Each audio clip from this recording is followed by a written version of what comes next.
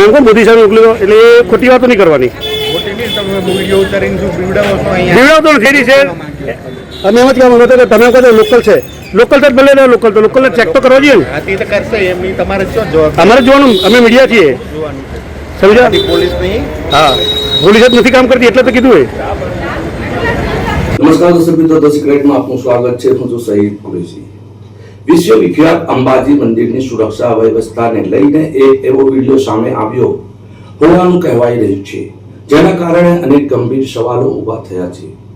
ઘટનાક્રમ મુજબ મંદિરના મુખ્ય પ્રવેશ દ્વાર પર પોલીસ કર્મચારીઓ સાથે ખાનગી વસ્ત્રોમાં એક વ્યક્તિ ઉભેલા જોવા મળે છે. મીડિયા પ્રતિનિધિ દ્વારા સુરક્ષા વ્યવસ્થા અંગે માહિતી મેળવવાનો પ્રયાસ કરવામાં આવ્યો હતો. તે દરમિયાન જ જ્યારે આ વ્યક્તિને તેમનું નામ અને ઓળખ વિશે પૂછવામાં આવ્યું ત્યારે તેમણે પોતાની ઓળખ જાહેર કરી ન હોવાનું જણાવવામાં આવી રહ્યું હતું. એટલું જ નહીં, કથિત રીતે તેમણે વિડીયો પ્રતિનિધિને કહ્યું કે તમે વિડીયો ઉતારીને શું કરશો, મોદીને મોકલશો? જો મોદી સુધી આ વાત કરતા હોય તો વહીવટી તંત્ર થી ડરતો નથી, એનો મતલબ આ થયું.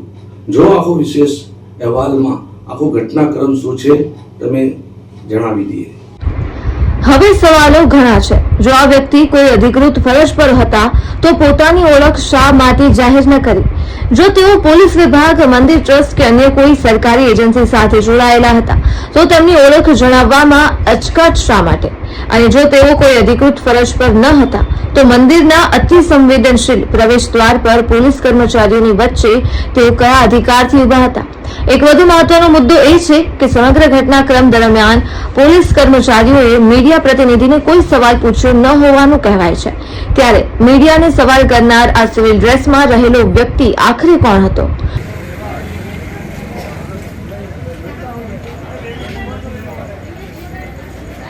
કેમ આવો જવાબ આપો છો કે મોદીને કહી દેજો, મોદીને મોકલી દેજો, વિડીયો મોકલી દેજો? તમે કેમ આવો જવાબ મોકલ્યો? ના ના, બીવડાવી નથી, બીવડાવવા નથી. તમે કેમ કીધું કે મોદીને મોકલી દેજો? બીજું શું કહેવાનું? તમે વિડીયો ઉતારીને શું કરવાના? વિડીયો અમે એટલે જ કીધું કે આ પબ્લિક જઈ લો, આ ચેક કર્યા, હાલો આ બધી પબ્લિકને એમને જવા દીધા. આગળ બીજા 25 જણા ગયા, કોઈને ચેક નથી કર્યા. એ બધું એમને જોવા. હા, એમને જોવા નહીં, પબ્લિકને બી જોવાનું છે. ચાલો, શું નામ તમારું? તમારું નામ શું? એ તો બોલો, બોલો બોલો. કઈ વાંધો નહીં, તમારે અધિકારી કહો, અધિકારી કહી દો કે ભાઈ અહીં નહીં દાદાગીરી કરે. આવું કહી દો. તમે જ બોલો છો ને આટલું બધું કે મોદીને વિડીયો આપી દેજો, ના કરજો, તે કરજો. મારા નામનું શું કામ છે? તમે બોલ્યા ને, શું થઈ ગયું? તમે બોલ્યા આટલું બધું, અમે તો બોલ્યા જ નહીં. શું આ વ્યક્તિને કોઈ સત્તાવાર જવાબદારી સોંપવામાં આવી હતી? શું મંદિર પ્રશાસન અથવા પોલીસ વિભાગ આ અંગે સ્પષ્ટતા કરશે? શું શ્રદ્ધાળુઓ અને જનતાને જાણવાનો અધિકાર નથી કે સુરક્ષા વ્યવસ્થા વચ્ચે હાજર વ્યક્તિ કોણ છે? ધ સિક્રેટ ગુજરાત કોઈ પણ પ્રકારનો નિર્ણય આપતું નથી, પરંતુ જાહેર હિત સાથે જોડાયેલા આ મુદ્દે સંબંધિત તંત્ર પાસેથી પારદર્શક અને સત્તાવાર જવાબની અપેક્ષા રાખે છે.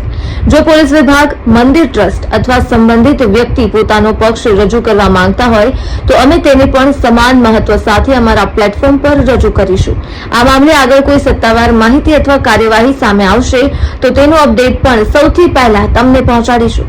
વિડીયો વિશે તમારું શું માનવું છે? તમારા અભિપ્રાય કોમેન્ટમાં જરૂર લખો. વિડીયોને લાઇક કરો, શેર કરો અને ધ સિક્રેટ ગુજરાતને સબસ્ક્રાઇબ કરવાનું ભૂલશો નહીં. ધન્યવાદ.